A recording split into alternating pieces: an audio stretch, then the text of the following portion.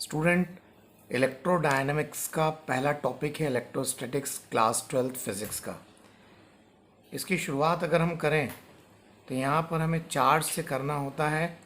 Charge, electric charge, it is an entity which experiences a force in an electric field as well as in magnetic field. Charge एक ऐसी entity है जो electric और magnetic field दोनों में force experience करती है। कुछ प्रॉपर्टीज़ हमें मालूम होनी चाहिए चार्ज के बारे में कि अगर चार्ज स्टेशनरी है, stationary charge, it produces electric field only, केवल इलेक्ट्रिक फील्ड जनरेट करता है। और अगर मूविंग चार्ज है, moving charge, it produces electric field as well as magnetic field. पर अगर चार्ज एक्सेलरेट होता है, accelerating charge definitely electric field, magnetic field और साथ में इलेक्ट्रोमैग्नेटिक रेडिएशंस जनरेट करता है। ये इलेक्ट्रोमैग्नेटिक वेव वाला टॉपिक क्लास 12th में है, उसमें इसको डिटेल में पढ़ेंगे। फिलहाल हम चार्ज की बात करना चाहते हैं कि चार्ज एक स्केलर क्वांटिटी होता है और इसकी यूनिट क्या होती है। तो यूनिट ऑफ चार्ज अगर आप देखते हैं तो यूनिट ऑफ चार्ज में CGS यूनिट होती है स्टेट कूलोम, और इसी को फ्रैंकलिन भी कहा जाता है, फ्रैंकलिन। पर वहीं अगर आप MCAS या SI यूनिट की बात करते हैं तो ये होती है कूलोम। कूलोम बड़ी यूनिट है। 1 coulomb is equals to 3 into 10⁹ stat coulomb के बराबर होता है। एक और यूनिट होती है चार्ज की, दैट इज इलेक्ट्रोमैग्नेटिक यूनिट। ये होती है एब कूलोम, और एब कूलोम और बड़ी यूनिट है। 1 ab coulomb, it is 10 coulomb, therefore 3 into 10⁻10 stat coulomb कह सकते हैं आप। तो कूलोम जनरली यूज होता है। अब इसमें कुछ सब मल्टीपल यूज होते हैं, जैसे माइक्रो मतलब 10⁻⁻6, मिली 10⁻³ नैनो 10⁻⁹। वैसे तो आपको मालूम है कि डेसी 10⁻⁻1, सेंटी 10⁻⁻2, मिली जो अभी हमने यूज़ किया 10⁻³ माइक्रो 10⁻⁻6, नैनो 10⁻⁻9, पिको 10⁻12, फर्मी 10⁻15, एटो 10⁻18। इनमें जनरली ये वाले सब मल्टीपल यूज होते हैं। तो 1 माइक्रो कूलोम यानी 10⁻⁻6 कूलोम ऐसा लिख सकते हैं। तो ये आपको याद करना चाहिए और ये बहुत ज़्यादा यूज होता है। चार्ज किसी भी बॉडी को 3 मेथड से दिया जा सकता है। पहली मेथड है फ्रिक्शन मेथड। ये फ्रिक्शन मेथड क्या है? फ्रिक्शन मेथड बेसिकली जब आप दो ऑब्जेक्ट को आपस में रब करते हैं तो एक दूसरे से रब करने पर जो लूजली बाउंड इलेक्ट्रॉन होते हैं वो एक बॉडी से दूसरी बॉडी में ट्रांसफ़र हो जाते हैं। अब इससे होता क्या है, थोड़ा सा हमें स्ट्रक्चर ऑफ एटम समझना होगा। स्ट्रक्चर ऑफ एटम में वैसे आप क्लास 11th में पढ़ चुके हैं कि किसी भी एटम में जो नंबर ऑफ इलेक्ट्रॉन है वो नंबर ऑफ प्रोटॉन के बराबर होते हैं, और न्यूक्लियस के अंदर प्रोटॉन के अलावा न्यूट्रॉन होते हैं। प्रोटॉन पर जो चार्ज होता है वो +1.6 इंटू 10⁻⁻19 कूलोम, जिसे आप प्लस ही कह सकते हैं। वहीं इलेक्ट्रॉन का चार्ज 1.6 इंटू 10⁻⁻19 कूलम या माइनस ई कह सकते हैं। और आप ये भी जानते हैं कि नंबर ऑफ इलेक्ट्रॉन और नंबर ऑफ प्रोटॉन बराबर होते हैं, तो जो नेट चार्ज होगा किसी भी बॉडी का वो हो जाएगा number of electron into minus E plus number of proton into plus E, क्योंकि चार्ज ऑफ प्रोटॉन भी सेम है मैग्नीट्यूड में, पोलैरिटी अलग है। यहाँ पर N P plus minus N E into E, this is the net charge.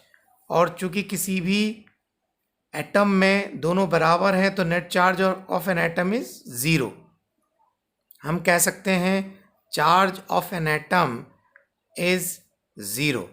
पर जब आप दो ऑब्जेक्ट को रब करते हैं तो एक बॉडी से इलेक्ट्रॉन दूसरी बॉडी में शिफ्ट होता है, तो जैसे ही शिफ्ट होता है यहाँ पर नंबर ऑफ इलेक्ट्रॉन कम हो जाते हैं। नंबर ऑफ इलेक्ट्रॉन कम होने से ये नेट चार्ज इस पर पॉजिटिव आ जाता है, और इस पर नंबर ऑफ इलेक्ट्रॉन के बढ़ने से, नेगेटिव वैल्यू के बढ़ने से नेट चार्ज नेगेटिव आ जाता है। इस तरह से एक पर पॉजिटिव तो दूसरे पर नेगेटिव चार्ज आ जाता है। हम कह सकते हैं the body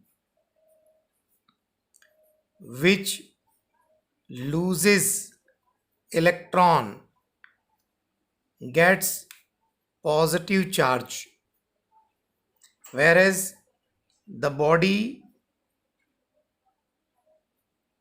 which gains electron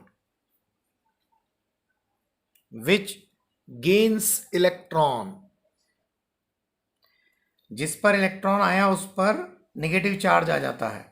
अब इलेक्ट्रॉन के लूज होने से वहाँ पर इलेक्ट्रॉन का मास कम हो जाता है, तो मास हल्का सा कम हो जाता है, slightly decreases, whereas the body which gains electron means mass slightly increases, मास हल्का सा बढ़ जाता है। अब कितना चार्ज आ जाता है, तो जितने इलेक्ट्रॉन यहाँ पर कम हुए, यहाँ पे जितने इलेक्ट्रॉन कम हुए उतना पॉजिटिव चार्ज आ जाएगा, तो प्लस एन टाइम ई, या इस पर जितने इलेक्ट्रॉन आए उतना नेगेटिव चार्ज आ जाएगा। ये कौन सी मेथड है? Friction method. एक्चुअल में ये जो चीज़ है ये कहलाती है क्वांटाइजेशन ऑफ चार्ज।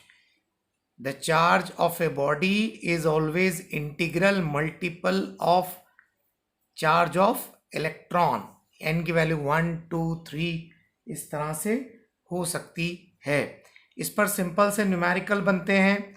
इसमें अगर अपन देखें टाइप 1, पहला टाइप तो एकदम सिंपल सा कि अगर जैसे किसी बॉडी से 20,000 इलेक्ट्रॉन निकाले, इफ 20,000 इलेक्ट्रॉन्स आर रिमूव्ड और एडेड, अब ऐड किए हैं तो डेफिनेटली चार्ज निगेटिव आएगा। कितना आएगा? तो एन की वैल्यू 20,000 और ई की value 1.6 into 10⁻⁻19 coulomb. Second type क्या बनता है? टाइप 2।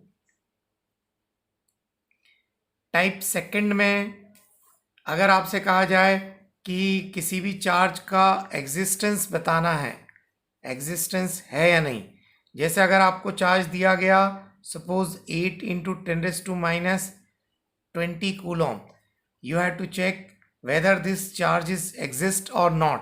तो आपको क्या करना है? एन की वैल्यू निकालनी चाहिए, और एन की वैल्यू कैसे निकालेंगे? Q बाई ई से। तो Q की वैल्यू कितनी है? It is 8 into 10⁻⁻20 divided by 1.6 into 10⁻⁻19। Solve करेंगे तो ये आ रहा है हाफ। तो क्या एन की वैल्यू हाफ हो सकती है? नहीं। तो इस तरह के चार्ज का एग्जिस्टेंस पॉसिबल नहीं है। इस तरह के क्वेश्चन पूछते हैं। चार्ज करने की जो दूसरी मेथड है वो है कंडक्शन मेथड। इसमें पहले से चार्ज बॉडी के कांटेक्ट में एक अनचार्ज कंडक्टर को लाते हैं। जैसे ही दोनों को टच करते हैं तो ये चार्ज इस अनचार्ज कंडक्टर पर शिफ्ट होने लगता है। तो जैसे ही यहाँ पर कांटेक्ट में लाते हैं तो ये चार्ज इधर चलने लगता है, कंडक्ट होने लगता है। तो कंडक्शन मेथड के लिए दोनों बॉडीज का कंडक्टर होना ज़रूरी है, अदरवाइज चार्ज का कंडक्शन नहीं होगा। अब इस पर चार्ज कब तक कंडक्ट करता है? जब तक कि उनके पोटेंशियल सेम ना हो, till their potential becomes equal. अब ये पोटेंशियल क्या होता है तो ये तो हम आगे पढ़ेंगे। अभी अपन ऐसा सिमेट्री लगा सकते हैं कि अगर आपके पास दो कंडक्टर्स हैं, दो स्फेरिकल आइडेंटिकल कंडक्टर्स हैं और एक पर कुछ चार्ज है, जैसे ही ये चार्ज Q और इस पे ज़ीरो, इन दोनों को कांटेक्ट में लाते हैं तो टोटल चार्ज कितना हो गया? Q plus zero. और जैसे ही सेपरेट करते हैं तो ये टोटल चार्ज इक्वल पार्ट्स में डिवाइड हो जाएगा। मतलब ये दोनों कंडक्टर अलग अलग किए जाने पर हाफ ऑफ चार्ज पाएंगे। यहाँ पर थोड़ा सा ये देखना होगा कि अगर मान लीजिए दो कंडक्टर्स हैं, एक पर -20 माइक्रोकूलम, एक पर +10 microcoulomb, when these conductors are touched together and when separated they get half of the total charge, क्योंकि आइडेंटिकल कंडक्टर्स हैं। मतलब टोटल कितना है, एल्जेब्रिक सम करना होगा तो यहाँ पर आ जाएगा -10, तो -5 इन पर चार्ज आ जाएगा। ये कौन सी मेथड है? Conduction method. एक और मेथड है जिसे कहते हैं इंडक्शन मेथड। तीसरी मेथड जिसे इंडक्शन मेथड कहते हैं, ये इंडक्शन मेथड क्या है? इसमें भी पहले से मौजूद चार्ज बॉडी के पास में एक अनचार्ज बॉडी को लेकर आते हैं। ड्यू टू इंडक्शन यहाँ पर इलेक्ट्रॉन शफल होते हैं। जैसे ये पॉजिटिव चार्ज है तो इलेक्ट्रॉन इधर खींचेंगे, ये सिरा इलेक्ट्रॉन के खींचने से निगेटिव हो जाएगा, उतना ही ये दूसरे सिरे पर पॉजिटिव चार्ज आ जाएगा। ध्यान रहे इसमें जितना पॉजिटिव उतना निगेटिव, तो नेट चार्ज इसका कितना है? 0। अब जैसे ही इसकी प्रेजेंस हटाएंगे ये निगेटिव चार्ज रीशफल होकर नेट चार्ज फिर से 0 बना देगा। अगर आप इसे परमानेंट चार्ज देना चाहते हैं तो दोनों में से किसी एक चार्ज को हटा लें या सेपरेट कर लें। तो इसमें दो तरह के कंसेप्ट आती हैं कि आप किसी ऑलरेडी चार्ज बॉडी के पास में जब दो कंडक्टर्स कांटेक्ट में लेकर आए, instead of one single conductor you should place 2 conductor in contact. तो इससे क्या होगा? इससे यहाँ पर जो इंड्यूस चार्ज आएगा वो इक्वल एंड अपोजिट ज़रूर होगा, पर एक कंडक्टर पर नेगेटिव चार्ज अगर इंड्यूस हुआ है तो दूसरे पर पॉजिटिव चार्ज इंड्यूस होगा। और इनको अगर आप सेपरेट कर देंगे और इसे हटाएंगे तो ये चार्ज शफल नहीं कर पाएगा। मतलब इनको अलग अलग किए जाने पर ये माइनस, ये प्लस, और जैसे इसको हटाएंगे तो ये माइनस फैल जाएगा, ये प्लस फैल जाएगा। इस तरह से टोटल चार्ज आ जाएगा। एक और मेथड है, ये ऑलरेडी चार्ज बॉडी के पास में जब आप कंडक्टर रखते हैं, ड्यू टू इंडक्शन यहाँ पर ये इंड्यूस चार्ज आता है, इसे बाउंड चार्ज कहते हैं। This is called a bound induce charge. Bound इसलिए क्योंकि ये बॉन्डेड है इस पॉजिटिव चार्ज से, बंधा हुआ है। पर जैसे ही आप इसे अर्थ करते हैं तो ये अनबाउंड पॉजिटिव चार्ज चला जाएगा अर्थ में और इस पर केवल नेगेटिव रहेगा।